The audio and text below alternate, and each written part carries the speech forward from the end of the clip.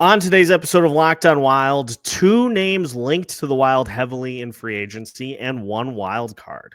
So where's the money best spent? Or should the money be spent at all?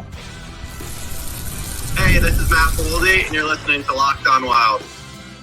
You're Locked On Wild, your daily podcast on the Minnesota Wild.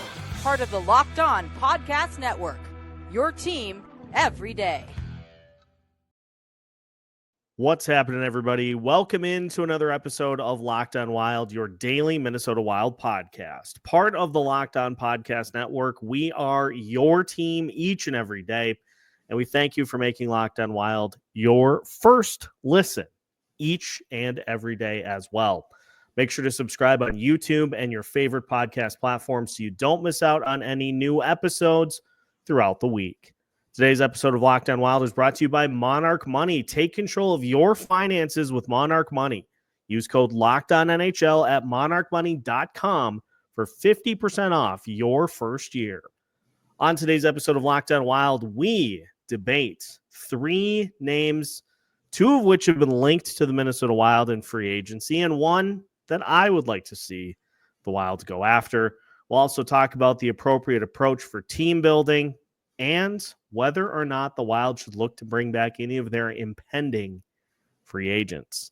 My name is Seth Toupal, host of Locked On Wild, joined here on a Monday edition of the show by Alex Micheletti. And Alex, I thought this would be fun for today's show because we've got a couple months until free agency begins, until the league year begins. So plenty of time to speculate. But a couple of names that have been heavily linked to the Minnesota Wild for years, it seems, are going to potentially be available in free agency this year. So we're going to look at the case to be made for Brock Nelson, Brock Boeser, and a name that you and I have really kind of added at the top of our list based off of what he has done in the postseason this year, based off of what he's done over the last couple of seasons as well. We're going to talk about Sam Bennett as well here today. But before we did, I was going to talk about this on Friday and then just kind of got caught in a work undercurrent. The right approach to take for building a team. There's a great question by Pat on YouTube last week. Do you draft and develop to fill out your entire roster? Do you spend a ton of money on free agency? What is the right approach? Because the Wild have their core. You've got Kirill, you've got Matt Boldy, Joel Eriksson-Ek. You've got secondary characters such as Matt Zuccarello, Marcus Foligno, Ryan Hartman, Freddie Gaudreau. You've got Brock Faber as part of that core. So what is the right way to do it? And honestly, the easiest way for me to explain it is you have to hit the right mix of both. And I hope that doesn't sound like a cop-out, but that's really what it boils down to, is you have to do both. But the hope would be that the team leans on draft and develop first to kind of build their base, and then you pick and choose where you need to spend your money when you have it. With big ads in free agency. Yeah, 100%. And well, this goes, back to the Iowa dilemma. I mean, you can draft really well, but when they get there, if they just hit a plateau, that's not good either. So it seems like they have a rock solid scouting staff for the amateur group, and you can think you have some studs when you draft them right away, but if they get to the like I said, if they get to the start of their pro career and they can't get any better than when they were 18, that's a huge problem. So they have to figure that out very quick, right? Or else that the whole strategy both doesn't help at all. I like to use the Dallas Stars as the example of like a good way to do it, because you look at what Dallas has hit on in recent drafts. Jason Robertson, Rupe Hintz, both pretty dang good players offensively. Miro Heiskanen, another solid pickup for them. Yeah, Logan Stankoven helped them get Mikko Rantanen. So, I mean, you can even use, you can develop your guys into tradable assets too to help you get, a superstar like Rantanen. Thomas Harley was also a first-round pick by the Stars. So amazing fill-in for Miro. Yeah, pretty dang good way that worked out as well. Oh, and the goalie, Jake Ottinger, was another one. So you look, you got, and there have been plenty more, but you look at like the top end. You got Robertson and Hintz anchoring the offense. You've got Heiskanen and Harley anchoring the defense. You've got Jake Ottinger anchoring your goaltending position.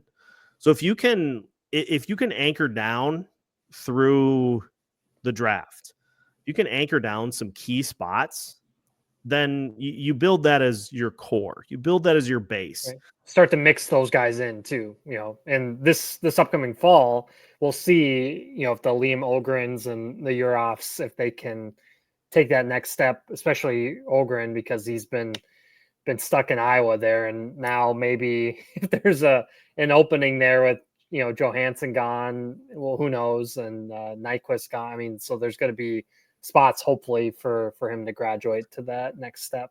Yeah. And like Wyatt Johnston, another player that they drafted, that they just added to their mix. They've drafted incredibly well over the last couple of seasons. Lindell, Lindell, another elite pickup by them through the draft. So you have to do this. It just has to flow. It's like a car. You don't, if you try to get by on what you have by not taking care of, if you have an engine that's in need of repair, a center that is getting a little older, and you just go. We're just going to keep riding this center into the ground. Well, guess what? A couple years down the road, the car's going to break down. You're going to have to buy a new one, but it's going to take you a while to get to the point of that new car. So once the engine starts to show some signs of wear, you start looking at a new one. Enter Rupe Hintz into the equation for Joe Pavelski. Now, I know Pavelski was not a drafted player by Dallas. He was brought in as a free agent, but the Stars look to promote from within. And draft and develop is not going to get you there by itself. You look at the players that Dallas has brought in. Tyler Seguin, who I know is on the back end of his career, but still playing a role. Jamie Benn, I know was drafted by them long time ago. He's still doing his thing, but how about Matt Duchene? For a bargain pickup. Absolute bargain. Yeah. They hit on that. That was an incredible move by Jim Nill. And then when you feel like you've got most of it set, you still go and you take a big swing. Big game. You go get Mikko Rantanen. And you know what makes Logan Stankoven expendable is knowing that you have Wyatt Johnston. You've got Rupe Hintz. You've got all these different players that have come up and have developed and have gotten their opportunities and have been able to turn into players that you can throw into your lineup. But if you don't give those guys the opportunity to see what they have, you can't make a swing. Yeah, you can't make this up. I mean, Wyatt Johnston's on their third line right now. It's like it's embarrassment of riches of the Dallas depth, but that they've done a good job of mixing and matching, like you mentioned. So you build and establish your core, and there are different ways to do this. I mean, look at what Colorado did. They bottomed out, and you get a Cale Makar, you get a Gabe Landeskog, you get a Nathan McKinnon, you get a Mikko Rantanen. Like, that's one of the benefits. Now, it's not a sure thing. There are plenty of teams.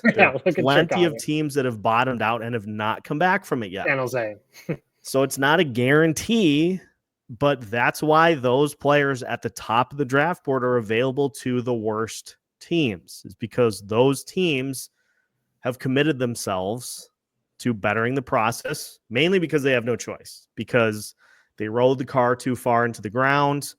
Look at what's going on with Boston and Pittsburgh right now. They rode the car too far into the ground, and now they're having to replace the whole thing as opposed to parts.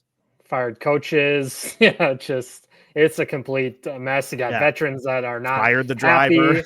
Yeah, exactly. Eric Carlson is not happy. He gets ripped by Dubas. Yeah, that's a mess in Pittsburgh. Yikes. Yes.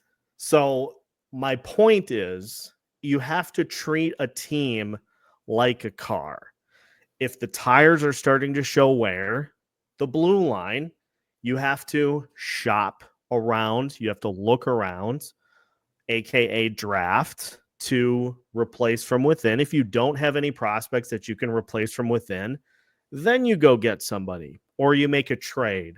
But if you try to do all of one and not the other, it's not going to work. You have to do both. You have to, and you just really have to have a beat on what your team needs.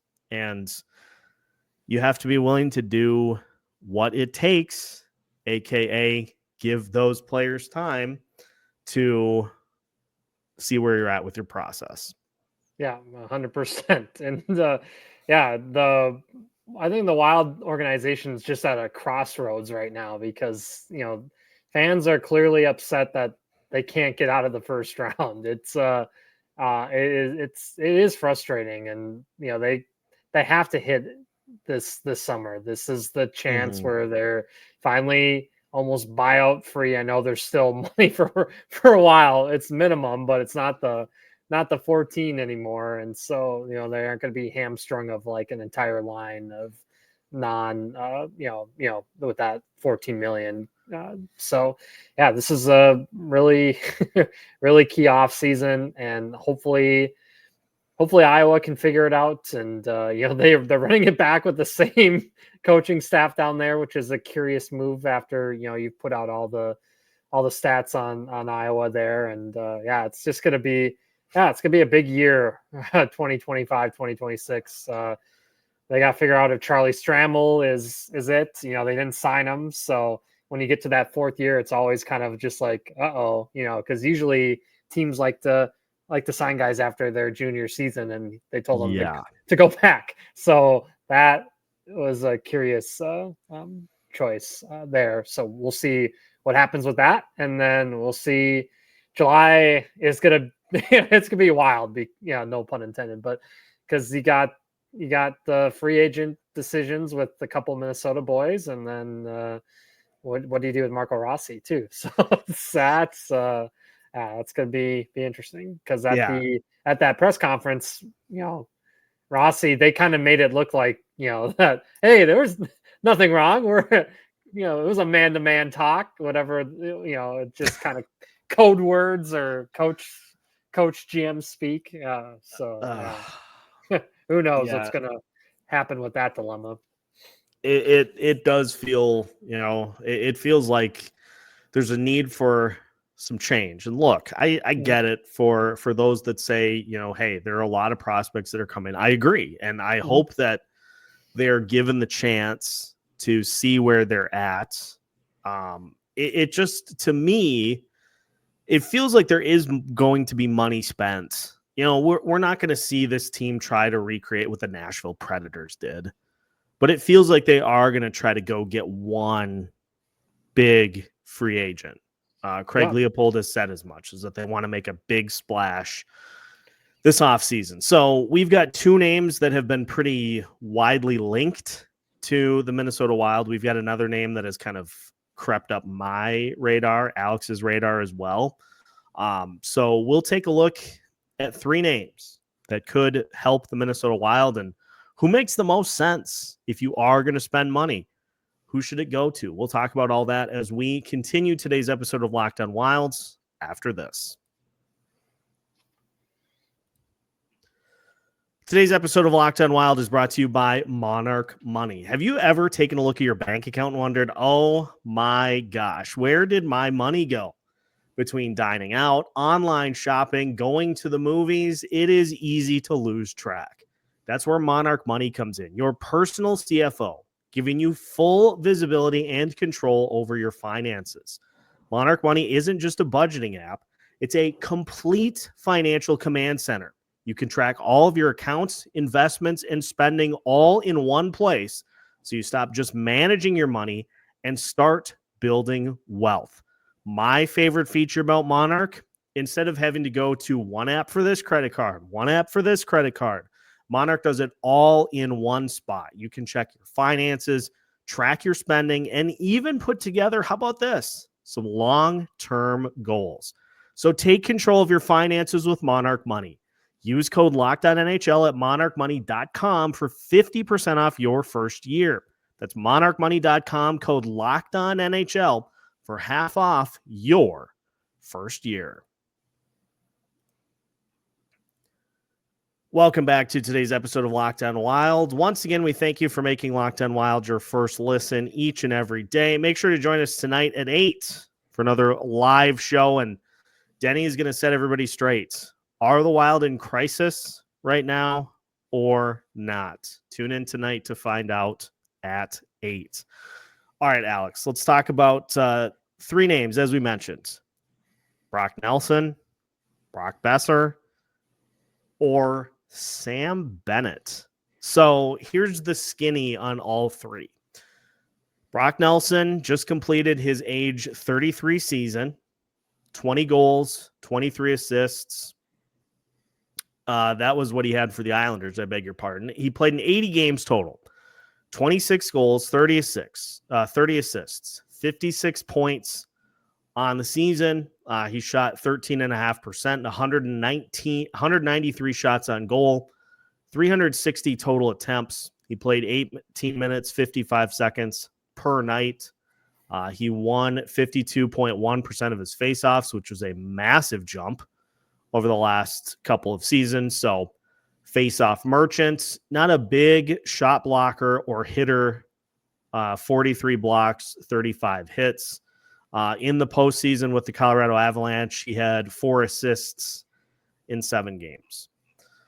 I'm going to put it out there. Nelson over the last 3 seasons, Alex, it's been and you could even go to the last 4 seasons.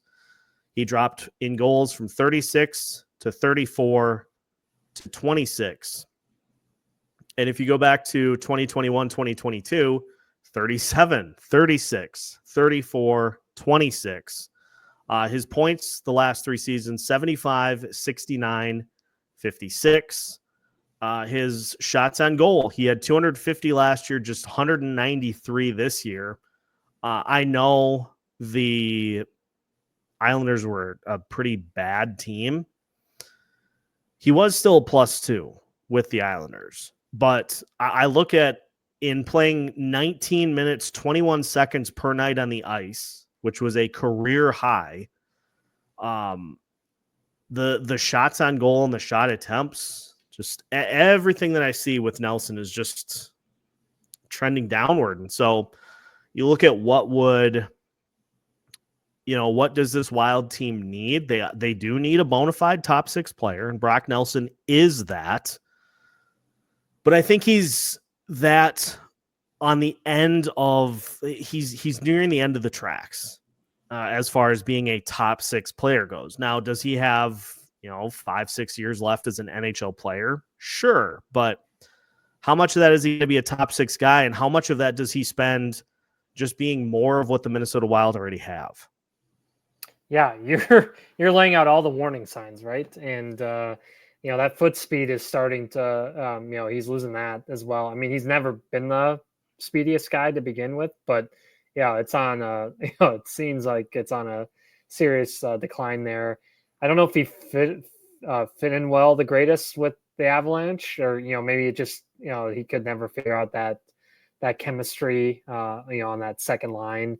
And yeah, it's just there's definitely some warning signs out there, and it's like if you're gonna offer him what he'll be 34, and you give him what a 4 or 5 year deal, that at the back end of it, you don't want to do another buyout, right?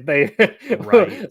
This franchise already has scars of the buyouts, so yeah, that gives you some pause compared to the other guys that are a little bit younger than Nelson. Let's talk about Brock Boeser for a little bit, because Boeser's interesting to me. He has 20 seasons of 25 plus goals. He has 1, 2, 3, 4. He has 2 seasons of 23. He has 2 seasons of 18 and 16. So all told, in his 9-year career, he's got 204 goals. His 82 game average is 30 goals, 34 assists. And, it seems like it's every other year. Like, he had 23 goals, then 18, then 40 2 years ago, then 25 this past season. Minus 25 this past season. Yeah, I can try to give him, I hate giving excuses, but I can, for this past season, it was just a gigantic mess for the Vancouver franchise. I mean, he had JT Miller as his center, but there was always, he left the team for a bit, and then he had the drama with Pettersson, and so it was just chaos. He didn't really have a normal season just because Limates were in flux, the entire team, and then they couldn't even trade him at the trade deadline, so that was that was crazy. So we'll see. I mean, I think he's going to be motivated because this will be probably his last chance to really cash in. So yeah, we'll see. He's 27 years old, and he still shot 17.2% this past season on way fewer shots, 145 shots on goal this year compared to 204 last season. So he still shot well.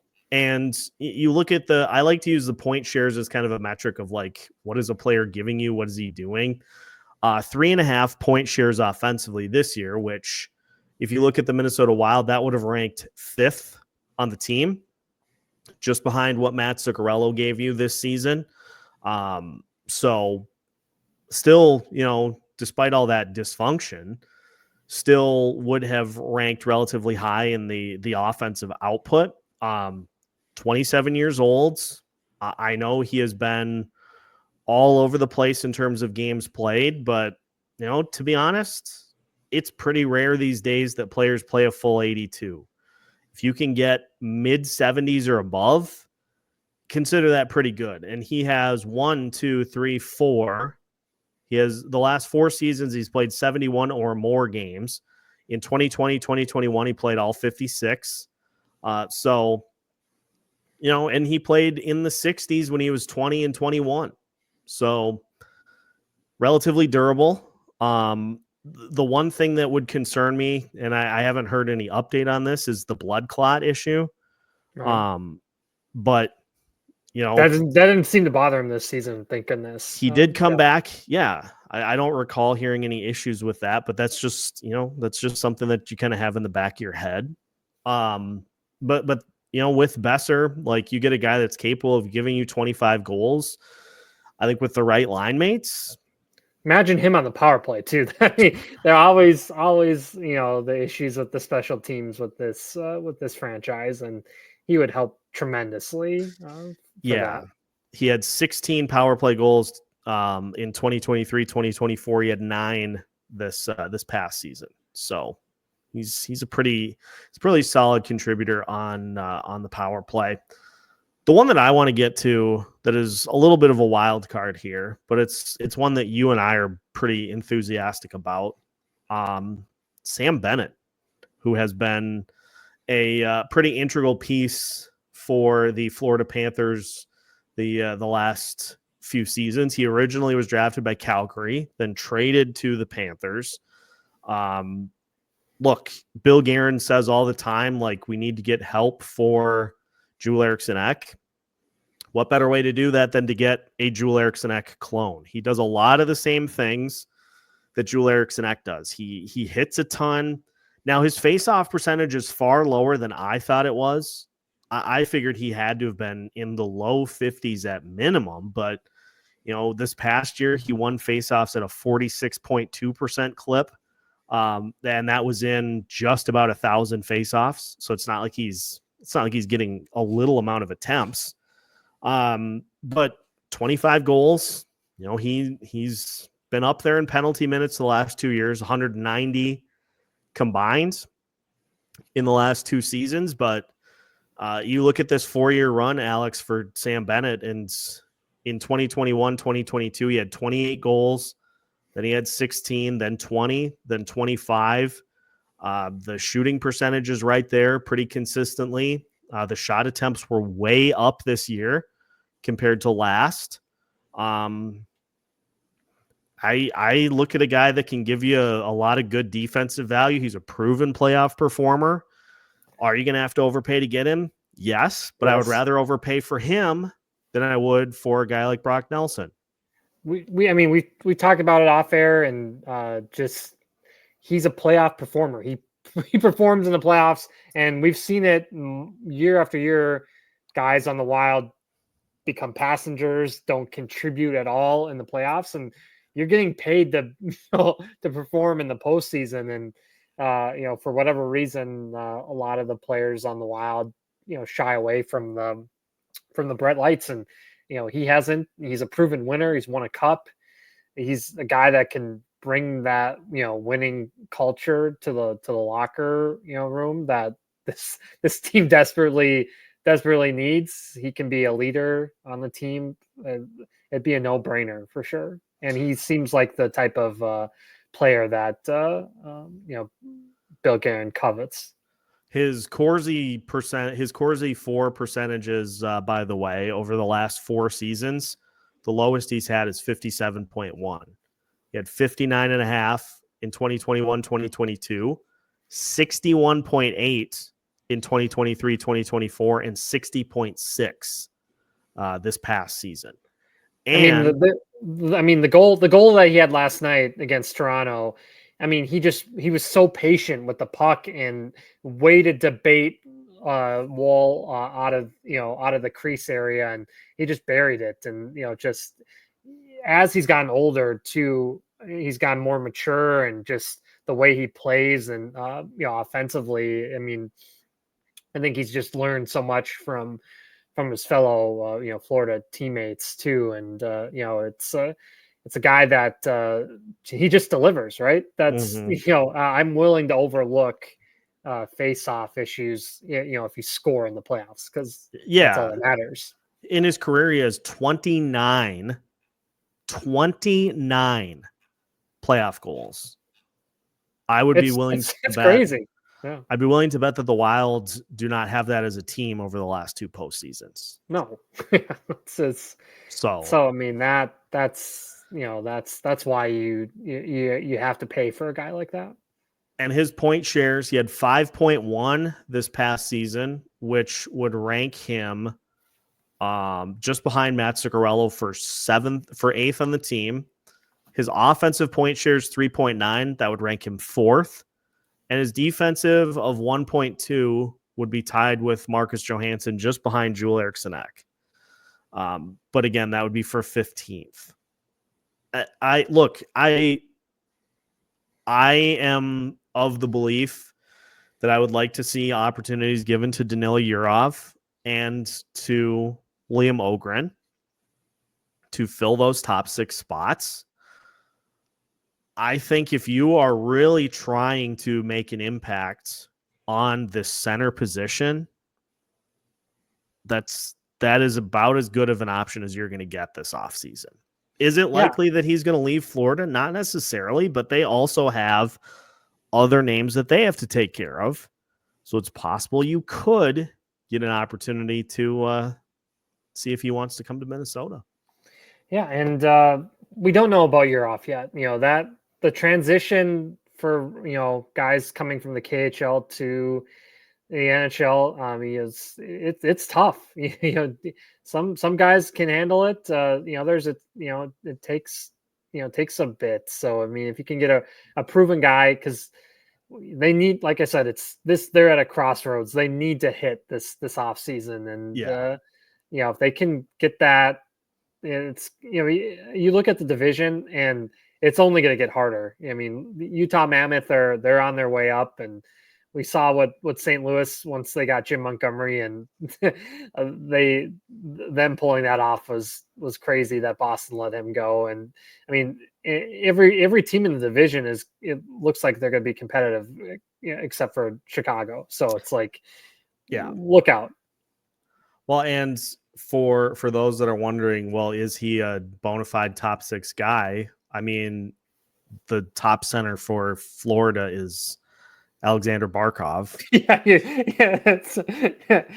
No biggie there. But it's not like he's a distant, like he's a great player. He's not a distant second, but you're not going to be top dog to Alexander Barkov. You're just look at his line mates. He's playing. Yeah. I just looked it up. Verhaeghe and Kachuk. I mean, that's pretty good. He's on their second power play unit right now. But if he was on the Wild, he'd definitely be on the top unit there. And he just plays with a style that is playoff hockey, right? You look up in the dictionary of playoff hockey players, and Sam Bennett's in there for sure. Yeah, and in a metric that I'm going to get into more tomorrow, he does stuff on the ice. His stuff per 60, as Jay Fresh, noted analytic mind on X puts it, his stuff per 60 is pretty good. And he's going to protect your top guys too. Yeah. He's not afraid to throw the body and get in there and fight. That's why people love him too. He's kind of like another one of his teammates on the team now, Brad Marchand, a guy you absolutely hate if you're the opposing team fan, but you love him if he's on your team. He's right there with with the other rats of Florida. You want to have him on your roster. Well, speaking of want to have, or maybe this is the opposite, want to have on your roster. Bill Guerin in his season-ending press conference said that it was, quote, possible that one of the impending free agents for the Wild are brought back.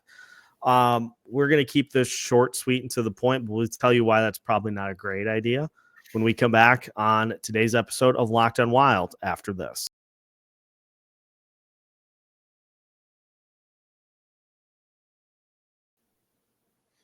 And welcome back to today's episode of Locked on Wild. Once again, we thank you for making Locked on Wild your first listen each and every day. Again, make sure to join us tonight, 8 p.m. right here on YouTube for our latest live show.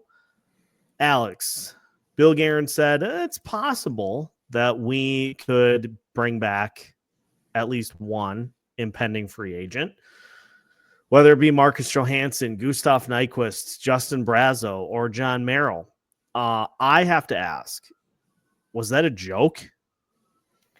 I don't know what, that entire press conference was really just like kind of bizarre. I think, how can you bring any of them back? They didn't, none of them really did anything positive in the playoff series, I don't think, and some of them were involved where they probably ruined this, especially what Nyquist did, and because if the Wild hang on, they probably win that series, but they lose that game, and it just from there, that was just devastating for them.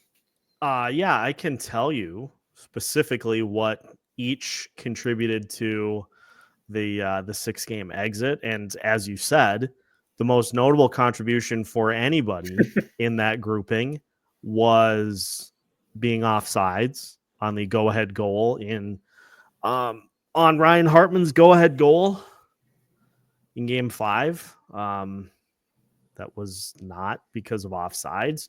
Marcus Johansson in 5 games, he had 2 assists. Justin Brazeau in 6 games had 2 assists. Gustav Nyquist in 6 games had 0 points. John Merrill played in 2 games. He had 0 points. Now, again, John Merrill is a third pairing defenseman. You're not looking for points, but he was in the vicinity on the go-ahead goal in Game 6. So I feel like I'm gonna be kind of pointed here.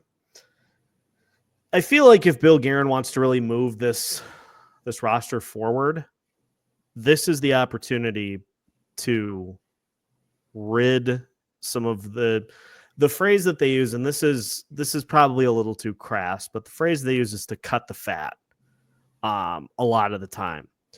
And like, let's just go up and down the line. Like Marcus Johansson, you could replace him from within, whether it be Danila Yurov or Liam Ogren. John Merrill, you could replace from within. Zeev Boehm, David Juracek, Gustav Nyquist, you could replace from within with the other of Danila Yurov or Liam Ogren. Justin Brazeau, maybe you lose that size, but he couldn't skate. So I mean, they can live without a guy that was pretty much an ECHL guy for most of his career. Or hear me out on this. Or if you are in the playoff hunt next year and you feel like you maybe need a little bit at the deadline, you can go get it. Right. You can go get it for part of a season and say, yeah, we'll bring you in for the playoff push, but after that, we don't need you. Or you can just admit that the NHL is trending more and more towards teams that feature multiple lines that can skate and can actually get shots on net. Yeah, and that's the dilemma with Marcus Johansson too. He always does this, right? When it's a contract year, then he just decides that he wants to play. He's got the Randy Moss and system or syndrome in the NHL, but the Randy ratio. Yeah, play when he wants to play. But I mean, for a lot of his tenure, he's been a cardio boy. But yeah, you just like, do you really want to sign up for? We've seen that movie multiple times now. Yeah. We don't need to see another version of it. So this piggybacks off of exactly what you were saying. The path forward feels like utilize what you have to kind of promote from within. And if those guys don't work, then yeah, the funny thing is, if you go out and you grab a bunch of free agents, and again, I think we feel like they're going to go get one, but if you go and get 3 or 4 and they don't pan out, you're probably in the same spot. Whereas if your prospects don't pan out, you're in that same spot anyway. But at least with the prospects, okay, these aren't guys that factor into the long-term plans. What is the upside for playing a bunch of young guys is that maybe Zeev turns into hey, we can play him higher up in the lineup, take a little pressure off of Faber and Brodin and not have to play those guys 28 minutes a night. Hey, maybe Liam Ogren turns into the perfect second line wing. And now that you've added a capable center in Sam Bennett to put Joel Eriksson Ek on line 2, maybe Eriksson Ek, Boldy, and Ogren turns into a monster. You don't know. You don't know until you try. And look at, like I mentioned, I mean, all these other teams in the division they're getting younger and they're getting more talented. I mean, that St. Louis Blues, they have so many young guys that are getting ready to just skyrocket, and that's scary. And in Utah too, they're building up their pipeline. So yeah, they're going to have to see if these young guys can do it. This is the time to do it, right? And cash in on your top, top of the wish list for the free agency class. Now it's not as strong as others, but you can cash in there, and then then you have tradable assets too, because they don't seem to think that Marco Rossi is long term for Minnesota. So you can try to see if you can get another young guy that's NHL ready, though. I think that's what if they're going to trade Marco Rossi, you're going to have to get an asset that's ready to go, because I don't think you can wait on that if you're making if you go the trade route with him. Yeah, you can't kick it down the road and say, well, we're going to trade him to free up a spot for some prospect down the line. Like I want to see something tangible there if you're going to do it. Because he was a proven regular season goal scorer this Yeah. season. And I mean, just you take all those goals out that he had this season for next season. I mean, they struggled to score. So I mean, you're going to have to find somebody that's ready to go. And maybe you go talk to Buffalo, because they're in a crossroads right now too, and they have tradable assets. You look at a guy that's a lot of the league has always been interested in is JJ Petreka. Well, that's we'll see what happens out there. Or you go talk to the Islanders and see if a name that always continues to get brought up is Matt Barzal. He's a center that would fit in really well here with the Wild, and has on a reasonable contract, and they're going to have a new GM. They got rid of Lou Lamoriello, and finally they get the number 1 pick. Maybe that was their prize from the league, that, hey, you finally got rid of this guy that is ancient and is not very player friendly. Now guys maybe will be able to grow beards there on the island. Bizarre. Yeah. It's look, we have the whole off season to digest and dive into these, but it kind of gets the conversations going as to the direction that this team is going to go in. But as far as that direction is, I guess we'll just have to wait and see. But that will do it for today's episode. Appreciate everybody tuning in as always. Once again, make sure to hit the like button and subscribe if you have not already, so you don't miss out on any new episodes throughout the week. Make sure to join us tonight at 8 for the next live show with Denny, and we'll catch you for the next episode. We've got new ones for you every Monday through Friday as part of the Locked On Podcast Network.